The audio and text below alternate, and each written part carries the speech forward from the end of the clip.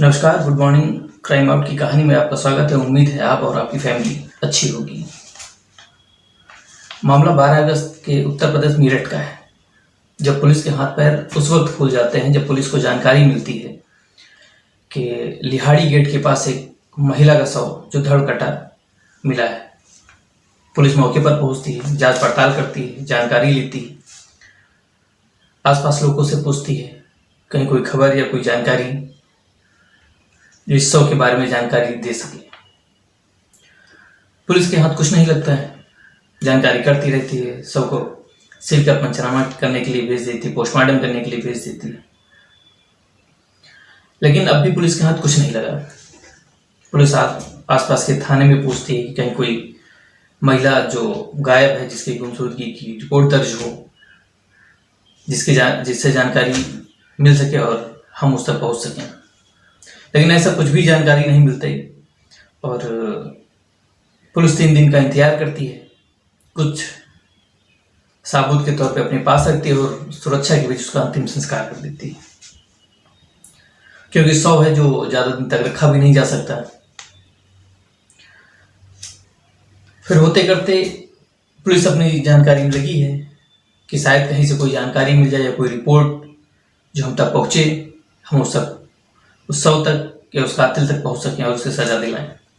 लेकिन फिर एक उल्टी हुई छुपती छुपाती खबर थाने में आती है कि एक महिला लड़की सानिया नाम की, जो शालीमार गार्डन के पास के रहने वाली है, उसका कई दिनों से कुछ अता पता नहीं है, कहाँ है कहाँ नहीं है।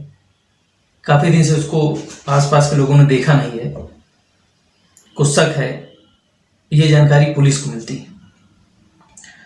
पुलिस पहले तो आई गई में डालती है और किसी प्रकार की उसकी कोई जानकारी नहीं लेती, सोचता कि शायद होगा कुछ, कहीं गई होगी या रिलेशन में कहीं पढ़ाई करने के लिए गई होगी।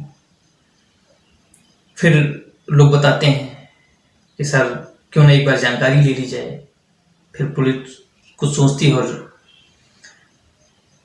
दिमाग में कुछ बात आती है कि शायद वहीं से कोई जानकारी मिल जाए, जो महिला का शव है, शायद जानकारी मिल जाए और हम उस तक पहुंच सकें। फिर पुलिस सानिया के घर शालीमार गार्डन पहुंचती है, परिवार वालों से पूछताछ करती है। परिवार वाले इसके बारे में बताने के लिए तैयार नहीं, जो खुल के कुछ बता सके और ये कहे कि हमारी लड़की घर पे नहीं है और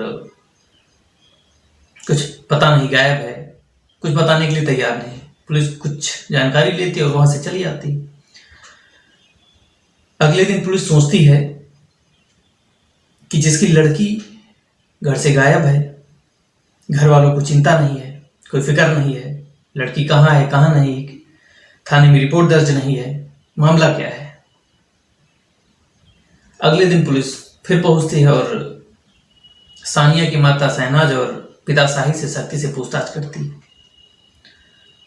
पूछताछ में पहले तो दोनों माता और पिता टाल मटोल करते हैं और किसी बात की जानकारी देने के लिए तैयार नहीं होते। फिर सख्ती से पूछती है पुलिस, एक बार फिर सख्ती से पूछती है। फिर सानिया के माँ और बाप का सब्र का बांध टूट जाता है और एक कहानी बताते हैं, अपनी ही बेटी की हत्या की कहानी, जो कि उन्हें के माँ बाप ने की अपनी बेटी की हत्या। वो कहानी बताते हैं और वो कहानी है कि उनका परिवार शालीमार गार्डन से पहले मेरठ के शाहजहां कॉलोनी में रहता था। वहां से सभी लोग अपना काम किया करते थे। लड़की स्कूल जाया करती थी, पढ़ाई किया करती थी, कोचिंग किया करती थी, सब कुछ ठीक ठाक चल रहा था। वहीं पड़ोस में एक रहने वाला लड़का वसीम नाम का घर के आसपास आया जाया करता था। उसी से सानिया की दोस्ती हो जाती है। सानिया की दोस्ती हो जाती है, दोनों की दोस्ती आगे बढ़ती है। दोनों बात करना शुरू करते हैं, घूमना फिरना शुरू करते हैं और फिर धीरे धीरे कर दोनों अपनी शादी करने का प्लान बना लेते हैं।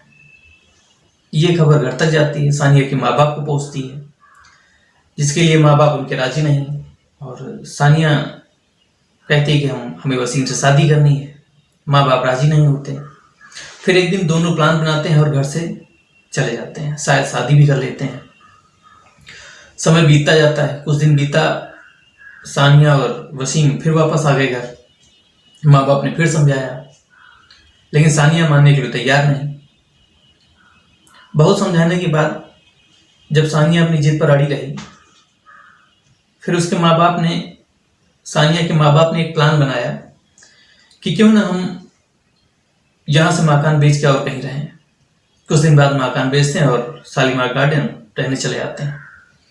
कुछ दिन तो सब ठीक चलता है, फिर से वही सानिया का फोन से बात करना, मिलना, घूमने जाना, शादी का दबाव बनाना। माँ बाप फिर राजी नहीं, समझाते हैं कि जो है गलत है, अपनी मर्जी से शादी करना, हम जहाँ कहे वहाँ शादी करो, आराम से खुशी खुशी अपना जीवन बिताओ। लेकिन सानिया को समझ में नहीं आता है। सानिया के माँ बाप काफ़ी डर जाते हैं कि अब क्या होगा, बेटी मेरे कहने पे नहीं अपनी मर्जी से चल रही है, समाज में क्या रह जाएगा, मेरी इज्जत कैसी रह जाएगी। खैर, सब चलता रहता है। इधर सानिया को भी लगता है कि अब हम पर कुछ ज़्यादा ही पाबंदियां लगने लगी हैं, जिससे अब हमारा वसीम से मिलना इतना आसान नहीं रह गया है। मिलने जाते हैं तो माँ बाप नज़र रखते हैं, फ़ोन सानिया से माँ बाप ले लेते हैं। कभी कभार फ़ोन मिल जाता तो उसी हिसाब से बात हो जाया करती थी वसीम से। समय बीतता गया, चलता गया। फिर एक दिन सानिया ने एक प्लान बनाया कि क्यों ना खाने में या चाय में माँ बाप की नींद की गोलियां मिला दी जाएं, जिससे सो जाएं और हम आराम से रात में वसीम से मिलने जाया करें। और सानिया वैसा करती भी है, प्लान बनाती है और दवा लाती है नींद की, क्योंकि सानिया के माँ बाप की आदत थी रात में सोने से पहले चाय पीने की। दोनों चाय पिया करते थे, सानिया बना बना के दिया करती थी हर रात। फिर सानिया ने नींद की गोली चाय में डालना शुरू की और वही चाय पिला देती थी, जिससे दोनों लोग सो जाया करते थे। समय बीतता गया, सानिया वसीम से मिलने जाया करती थी, माँ बाप सो गए, सानिया निकल जाया करती थी। फिर एक दिन किसी बात को लेकर सानिया की माँ को कोई शक हो जाता है। शक दूर करने के लिए उस रात सानिया की दी हुई चाय माँ नहीं पीती है और सोने का बहाना बना लेती है और सो जाती है। वो देखना चाहती थी कि हर रात हमारे सोने के बाद सानिया आखिर रात में जाती कहाँ है। सानिया की माँ सो गई और सानिया को लगा कि माँ बाप सो गए हैं, सभी लोग सो गए हैं, हमेशा की तरह फिर समय है, निकल जाते हैं। सानिया जाने के लिए जैसे ही उठी, दरवाजा खोला, कुछ आहट हुई। सानिया की माँ जग गई। सानिया की माँ सानिया से पूछा कि इतनी रात कहाँ जा रही हो। सानिया देख हड़बड़ा गई और सोचने लगी कि माँ सोई नहीं। दोनों की बातें सुन सानिया के पिता भी उठ गए और सानिया घबरा जाती है। फिर तीनों में आपस में बहस होती है और हाथापाई शुरू हो जाती है। हाथापाई शुरू होती है तो माँ को कुछ समझ नहीं आता है, क्योंकि भी परिवार की इज्जत का मामला है। रोकना चाहती है सानिया, रुकना नहीं चाहती। बहस होती रही, हाथापाई होती रही।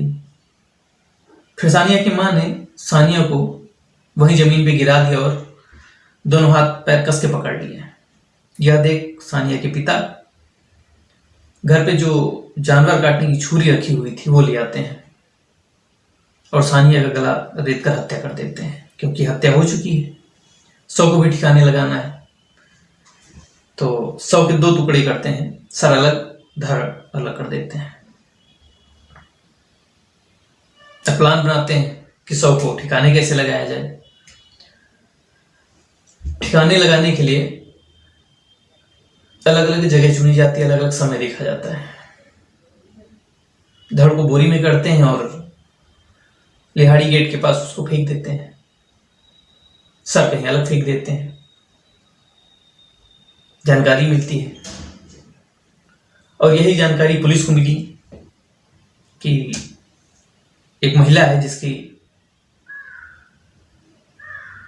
गर्दन अलग है, धड़ अलग है और धड़ यहां पड़ा हुआ है। तो ये एक कहानी थी सानिया के माँ बाप की, जो सानिया ने अपने बॉयफ्रेंड या फ्रेंड से मिलने की जिद से अपनी जान गंवा बैठी और उसके माँ बाप ने अपनी सगी बेटी की हत्या कर दी। यह सुन पुलिस के हाथ पैर फूल गए और पुलिस ने सोचा कि अपनी मर्जी से शादी करने की इतनी बड़ी सजा कि अपनी ही सगी बेटी की हत्या कर दी गई, वो भी इतनी निर्मम हत्या, गला रेत कर हत्या कर दी गई। और पूरी कहानी सुनते हैं पुलिस वाले और दोनों को गिरफ्तार कर लेते हैं, थाने ले आते हैं, मुकदमा दर्ज होता है और कोशिश करते हैं कि दोनों लोग को सख्त से सख्त सजा दिलाई जा सके, जिसमें फिर कभी समाज में भविष्य में ऐसी प्रकार की कोई घटना न घटे। इसी के साथ फिर मिलते हैं एक नई स्टोरी के साथ, तब तक के लिए नमस्कार।